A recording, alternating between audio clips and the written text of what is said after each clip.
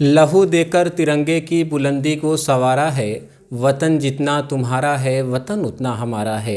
नमस्कार, आदाब, उमैर आज़मी स्वागत करता हूं आप सभी दर्शकों का। इस वक्त हम पहुंच चुके हैं उत्तर प्रदेश की राजधानी लखनऊ में। आज हमारे साथ ख़ास बातचीत करने के लिए पूर्व विधायक हाफिज़ इरशाद साहब मौजूद हैं, जो राष्ट्रीय जस्टिस पार्टी के प्रवक्ता भी हैं।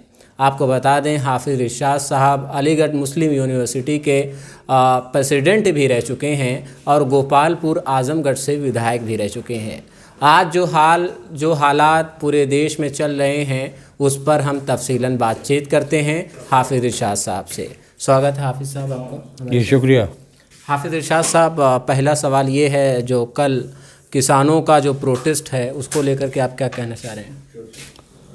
किसानों का जायज़ आंदोलन है और ये किसानों की मांगें जायज़ हैं। किसानों का मसला सिर्फ नहीं है, ये पूरे लोकतंत्र का मसला है। किसानों के बहाने पूरे लोकतंत्र को ख़त्म किया जा रहा है। तानाशाही इतनी बढ़ गई है कि 80% किसान, इस देश की जो आबादी है, कुल जनसंख्या है, उसका 80% किसान होता है। और अगर किसानों के इस आंदोलन को समाप्त कर दिया गया तो मैं समझता हूँ कि शायद लोकतंत्र समाप्त हो जाए, फिर दोबारा कोई अपनी जायज़ मांगों को लेकर खड़ा होने की शक्ति किसी के अंदर न पैदा हो पाए। इसलिए ये आंदोलन जायज़ है।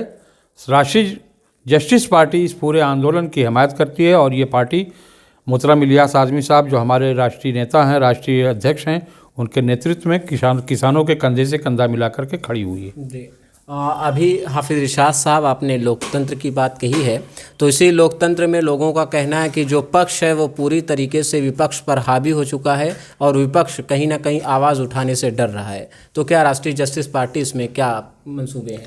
ये बिल्कुल सत्य है कि विपक्ष जिसको कहा जा रहा है, जिसको विपक्ष कहा जा रहा है, वो डरा हुआ है, सहमा हुआ है। ये सही बात है, इसलिए कि ये हिटलर शाही और भारतीय जनता पार्टी की फासिस्ट ताकत ने नाम नेहाद सेकुलरिस्टों को डरा रखा है। लोगों ने काले काम किए हैं, इसलिए उनकी हिम्मत नहीं पड़ रही कि वो सामने आवें। हमारी पार्टी जो है राष्ट्रीय जस्टिस पार्टी, जी राष्ट्रीय जस्टिस पार्टी उस लाइन से हट करके ईमानदारी के साथ किसानों का, जो किसान गैर राजनीतिक आंदोलन चला रहे हैं, वो अपनी ताकत को और अपनी जो है दौलत को, अपनी खेती को बचाने की लड़ाई लड़ रहे हैं, लोकतंत्र को बचाने की लड़ाई, उसके साथ राष्ट्रीय जस्टिस पार्टी पूरी ईमानदारी के साथ खड़ी हुई है। हाफिज़ इरशाद साहब, लेकिन एक सवाल यहाँ पे एक और उठता है कि जो लोकतंत्र की हम बात कर रहे हैं उसको सियासी कई पार्टियां उसको एक खिलौना बना के रख दी हैं, और कहीं पर भी कोई घटना होती है, किसानों का मान लीजिए अभी प्रोटेस्ट ही चल रहा है इतने दिनों से, सरकार ये जुटी हुई है बताने में, किसानों को सहमत करने में, किसानों को आश्वस्त करने में कि ये जो कानून, कृषि कानून बनाए गए हैं वो आपके फ़ायदे के लिए हैं, लेकिन लगातार किसान आवाज़ ये बुलंद कर रहे हैं कि ये कानून हमारे फ़ायदे के लिए नहीं बल्कि हमारे लिए घातक साबित हो सकते हैं। इन कानूनों को सरकार को वापस लेना चाहिए। आज 72 से 73 रोज़ हो गए हैं, अभी तक कोई शक्ल नहीं बन पा रही है। इस पर क्या कहेंगे आप? ये एक लंबी लड़ाई है लोकतंत्र की। किसानों का ये संघर्ष देश को बचाने का संघर्ष है, और ये लड़ाई जितनी लंबी हो लेकिन जीत हमेशा हक की होती है। ये आंदोलन ख़त्म होने वाला नहीं है, इसमें जनशक्ति है। अगर जयप्रकाश नारायण ने एक आंदोलन चलाया था तो मैं समझता हूँ कि उस आंदोलन से कहीं से भी ये आंदोलन कमज़ोर और हल्का नहीं है। आज़ादी के बाद से मैं इसको सबसे शक्तिशाली आंदोलन मानता हूँ और जायज़ आंदोलन मानता हूँ।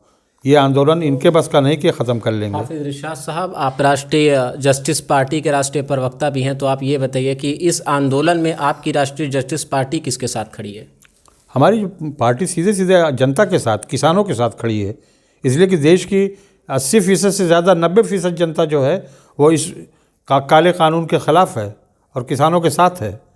तो हम किसानों के साथ खड़े हैं, उनके साथ ये अन्याय का मामला, उनके साथ अन्याय हो रहा है, इसलिए न्याय की लड़ाई तो राष्ट्रीय जस्टिस पार्टी ज़रूर लड़ेगी और हम लड़ रहे हैं। आपके कहने के मुताबिक कि इस देश में 70 से 80% लोग वो किसानों के साथ हैं, उसके बावजूद भी उससे ज़्यादा लोग हैं, उससे ज़्यादा भी लोग हैं, लेकिन सरकार फिर भी क्यों इस काले कानून को वापस नहीं ले रही है? किसानों के द्वारा जो कानून बताया जा रहा है, काला कानून, सरकार तो खुली हुई बात है कि बिल्कुल खुल्लम खुल्ला जो है वो डिक्टेटरशिप पर आमादा है, ज़ोर ज़बरदस्ती पर आमादा है।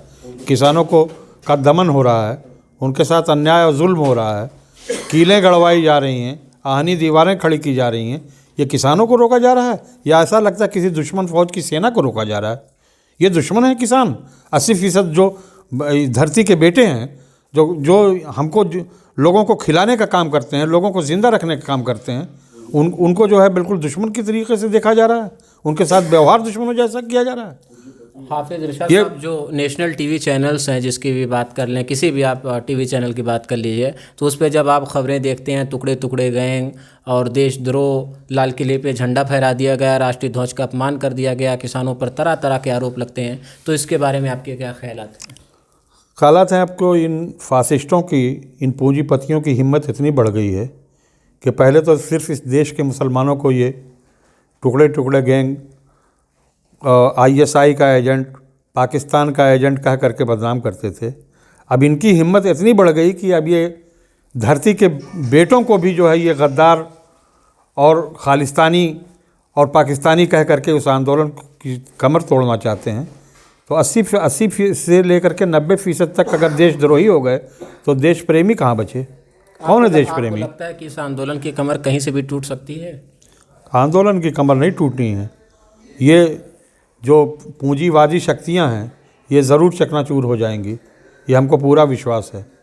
जी, आखिरी मैसेज आपसे हम हाफिज इरशाद साहब लेना चाहेंगे कि किसानों का जो विरोध चल रहा है उसको लेकर आप सरकार से क्या मैसेज देंगे आप? सरकार को मैसेज क्या देना है? सरकार को ये आँख कान खोल करके सुन लेना चाहिए कि शक्ति के बल पर और जुल्म और अत्याचार के बल पर इस आवाज़ को दबाया नहीं जा सकता, ये आंदोलन को ख़त्म नहीं किया जा सकता है। ये आंदोलन उन शक्तियों को मिटा देगा, ये मैं भविष्यवाणी कर रहा हूँ कि ये जो फासिस्ट शक्तियाँ हैं इनको मिटा देगा। इनका वक्त करीब आ गया है, ये ख़त्म होने वाले हैं। इनको राजनीतिक दुनिया और लोकतंत्र में इनका दोबारा कोई नाम नहीं लेगा, इनका चेहरा खुल चुका है, ये बेनकाब हो चुके हैं। जी, बहुत बहुत शुक्रिया हमसे गुफ्तगू करने के लिए। ये थे हमारे साथ गोपालपुर के पूर्व विधायक हाफिज इरशाद साहब, जिनसे हमारी तफसीलन गुफ्तगू हो रही थी। इन्होंने अपने गुफ्तगू में हमें बताया कि ये लोकतंत्र है, यहाँ पर हर इंसान को अपने दायित्व के लिए, अपने हक़ के लिए आवाज़ उठाने का पूरा हक़ है और किसानों की ये जायज़ मांग है। सरकार को उनकी मांगों को पूरा करना चाहिए और केंद्र सरकार को अपने ये काले कानून वापस लेने चाहिए। सरकार को बैक फुट पे आना चाहिए, क्योंकि किसानों के साथ आज पूरे देश की 90% जो है जनता किसानों के साथ खड़ी हुई है। शाना बशाना चलने का हाफिज इरशाद साहब काम करेंगे, इनकी पार्टी शाना बशाना चलने का काम करेंगे किसानों के साथ। और आपको बता दें, हाफिज इरशाद साहब हमारे साथ जुड़े हुए थे, ख़ास बातचीत कर रहे थे। कैमरामैन माज अहमद के साथ उमैर आज़मी, लखनऊ।